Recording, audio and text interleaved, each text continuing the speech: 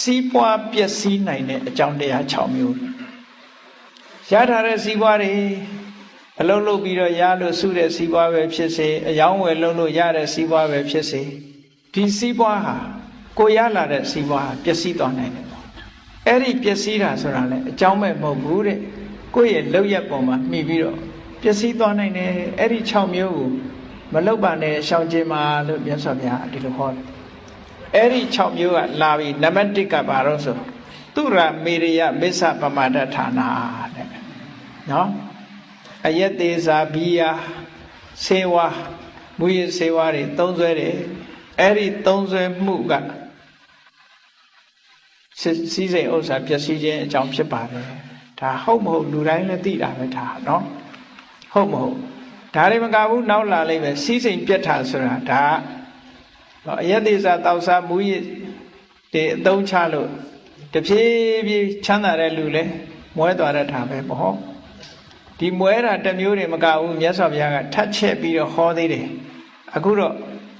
ဒီဟာတစ်ခုကိုမှတ်ထားသူရမေရယမစ္ဆပမာဒဌာနာလူယောဂောဘောဂနာအပါယမုခံတဲ့ရလာတဲ့စီစဉ်ဥစ္စာတို့ရဲ့ပျက်စီးခြင်းအကြောင်းကဘာလဲလို့ဆိုရင်သူရဆိုတဲ့သေမေရယဆိုတဲ့အရက်မစ္ဆဆိုတဲ့မူရစေဝါပမာဒဌာနာအဲ့ဒီအရာတွေအားလုံးဟာမေ့လျော့ပော့တန်ခြင်းရဲ့အကြောင်းဖြစ်လို့အဲ့ဒီဘက်ကိုလောက်ကင်ဆောင်ရွက်နေတဲ့လိုက်စားနေတဲ့ပုဂ္ဂိုလ်တယောက်ဟာစီးပွားဥစ္စာပြတ်တတ်တယ်ဒါတစ်ခုနောက်တစ်ခုကတော့ဝိကာလဝိတိခာစရိယာနုယောကောအချိန်မတော်အချိန်တော်လမ်းပေါ်ထွက်ပြီးတော့သွားတတ်လို့ရှိရင်လည်းပျက်စီးတတ်တယ်ဟုတ်တယ်လေ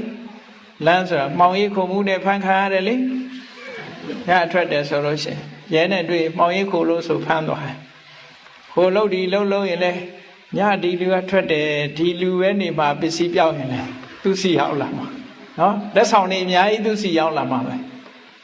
အဲ့ဒါကြောင့်မလို့ညအချိန်ခါမဲ့လမ်းပေါ်မှာထွက်ရဘူးတဲ့ထွက်တဲ့အချက်မထားရဘူးလို့ဒီလိုဆိုတယ်နောက်တစ်ခုကသမစ္ဆာဘိစရဏဘယ်မှာစတေရှိုးရှိတယ်ဘယ်မှာကာဝဲရှိတယ်ဘယ်မှာဘာရှိတယ်နိုက်ကလပ်ရှိတယ်ဆိုသွားခြင်းတဲ့ပုဂ္ဂိုလ်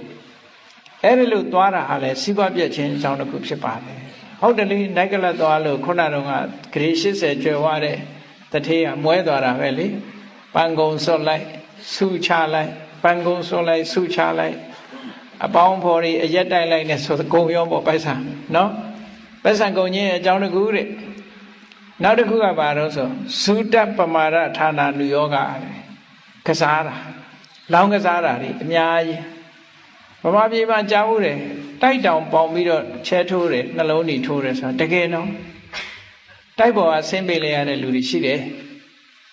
တိုက်ပါပေါင်ပြီးတော့ထိုးတာချဲထိုးတာအဲ့ဒီလိုကစားမျိုးတွေပေါ့လောင်းကစားတွေမှာလှုပ်တဲ့ပုံကိုယ်တွေဟာလည်းပဲ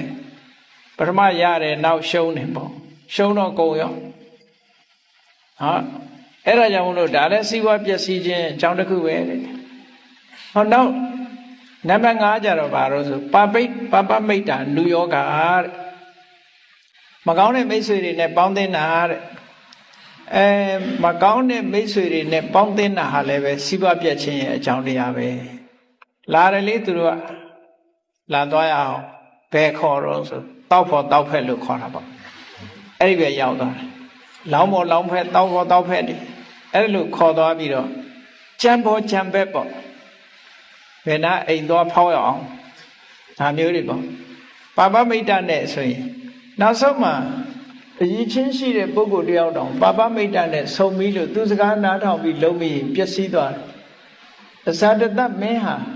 ဘုရင်ရဲ့သားတော်လည်းဖြစ်တယ်တကယ်ကတော့သူဟာအသိဉာဏ်ရှိတဲ့ပုဂ္ဂိုလ်တယောက်ပဲမြတ်စွာဘုရားတရားနာရလို့ရှင်သောတာပန်ဖြစ်ရမယ်အရေးချင်းထိအောင်ရှိတယ်သူသို့တော့ဒေဝရစကားကိုနားယောင်ပြီးတော့အဖေကိုသွားတတ်မိတဲ့အတွက်ကြောင့်သူ့ရဲ့အခြေအနေကောင်းတွေဟာအကုန်လုံးပျက်စီးသွားတယ်ပြင်လို့မရတဲ့အနေအထားထိအောင်ရောက်သွားတယ်ဒီအခြေအနေထိအောင်ရောက်နိုင်တယ်လို့ဒါအမြင့်ဆုံးအပြစ်ပဲနော်အမြင့်ဆုံးအပြစ်ပဲမကောင်းတာလုံးမိသည့်အတွက်ကြောင့်အဖော်ရဲ့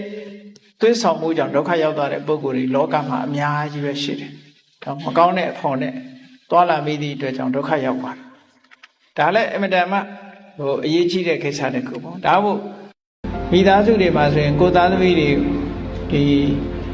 မကောင်းတဲ့လူနဲ့မပေါင်းမိအောင်တတိထားနေကြရတာလေအပေါင်းအသင်းမှားသွားမှာကိုစိုးရိမ်နေကြရတယ်မိဘတွေမှာပေါင်းအသင်းမှားသွားလို့ရှိရင်ကက်တင်လို့ရမှာမဟုတ်ဘူးလေဟောနောက်တစ်ခုကတော့ဘာလို့ဆိုရင်နောက်ဆုံးတစ်ခုကအာလတယနုယောဂောအပြင်းဖက်တာလည်းပဲစီးပွားပြက်ခြင်းအကြောင်းတစ်ခုပဲလို့တင်တာဆိုလည်းတက်တက်ကြွကြွလုပ်ရမယ်သူများတဲ့ဥအောင်လုပ်ရမယ်စင်ကာပူနိုင်ငံအခုလိုကြီးပွားတိုးတက်ချမ်းသာသွားတယ်ဆိုတာလုံလဝိရိယနဲ့လုပ်လို့ရတာသူ့ဘာသူခြေနေပေးလို့ဝင်လာတာမဟုတ်ဘူးမြေကြီးကရွှေသီးတဲ့နိုင်ငံမဟုတ်ဘူးရေတောင်ဝယ်တော့နေရဘာလို့ကြီးပွားတာတော့ဆိုစဉ်းစားကြည့်လေစင်ကာပူစံချိန်မဟုတ်ဘူးဟောင်ကောင်စံချိန်ယူပြီးတော့ဟောင်ကောင်နဲ့ချိတ်ဆက်ထားတာလေကြီးပွားတိုးတက်မှုရှိအောင်အချိန်တောင်ဟောင်ကောင်စံချိန်နဲ့ယူပြီးတော့လှုပ်ထားပြီးတော့အလုပ်ကြိုးစားတာနော်ဒါစင်ကာပူနေတဲ့လူတွေပိုသိမှာပေါ့အဲ့ဒါလို့လောကမှာကြီးပွားတိုးတက်တယ်ဆိုတာအနေထားကောင်းရုံတစ်ခုတည်းတည်းမဟုတ်ဘူးကြိုးစားအထောက်မှုပေါ်မှာမူတည်တယ်အဲ့ဒါလို့ဖြစ်အောင်ကြည့်ပါလားသူဖြစ်ပါလားမလေးရှားနိုင်ငံလွတ်လပ်ရေးရတော့စင်ကာပူကလည်းမလေးရှားရဲ့ state တစ်ခုပဲလေမလေးရှားရဲ့ state တစ်ခုပဲသူအဲ့ဒီထဲကနေပြီးတော့ဒီနိုင်ငံခေါင်းဆောင်ကခွဲထွက်လိုက်တာခွဲထွက်လိုက်တော့မှရေတောင်မှတောက်เสียရှိတာမှမဟုတ်ဘူးပင်လယ်တွေရမ်းနေတာအဲ့တော့ရေတောင်မှသူများစီကဝဲတောက်နေရတာသို့တော့စူးစမ်းအထုတ်လိုက်တဲ့အခါကျနေရာနဲ့ဒီမညီမျှလောက်အောင်ကြီးပွားတိုးတက်မှုရသွားတခြားနိုင်ငံတွေချမ်းသာတယ်ဆိုတာရေနံထွက်လို့ချမ်းသာတာတွေရှိတယ်လေဒီနားမှာကျွန်းပေါက်စားလေးတွေကရေနံထွက်လို့ချမ်းသာတာတဘာဝကပြီးလို့ချမ်းသာတာလေစင်ကာပူရေနံထွက်သလားမသိဘူးထွက်ဘူးနော်ကဲမထွက်ဘဲနဲ့ကုန်းခေါင်ကောင်ကနေပြီးတော့ကြီးပွားချမ်းသာလုပ်တယ်ဆိုတာဒီမပြင်းလို့ပဲတက်တက်ကြွကြွစူးစမ်းအားထုတ်လို့ဖြစ်တယ်ဆိုတာဘလောက်ထင်ရှားတော့ဘုရားသခင်ကမှားတာမှမဟုတ်တာအဲ့တော့ကိုစူးစမ်းရင်ဖြစ်တယ်ဆိုရင်ဗမာစကားတော့ပြောကြပါရဲ့စူးစမ်းရင်ဘုရားဖြစ်တယ်ဆိုဘုရားဖြစ်မှကြောက်လို့သူမှမစူးစမ်းအဲ့ဒီအိဗယ်ရောက်နေတယ်နော်စူးစမ်းရင်ဘုရားတော်ဖြစ်တယ်လို့ပြောကြတာသို့တော့ဘုရားမဖြစ်ချင်ဘူးဒါမှမစူးစမ်းဘူးပေါ့အဲ့တော့လို့မဖြစ်ရအောင်မြတ်စွာဘုရားကြည်အာလတယနုယောဂောတဲ့အပြင်းဖက်ပြီးတော့မနေနဲ့ကြိုးစားရတယ်နိလမျိုးစုံရှာကြံပြီးတော့ကြိုးစားအထုတ်မယ်ဆိုလို့ရှိရင်တဲ့ဒီလောကနောင်လောကအောင်မြင်နိုင်ပါတယ်တဲ့ဒါလောကဝိဇ္ဇာကျင့်စဉ်တွေပဲ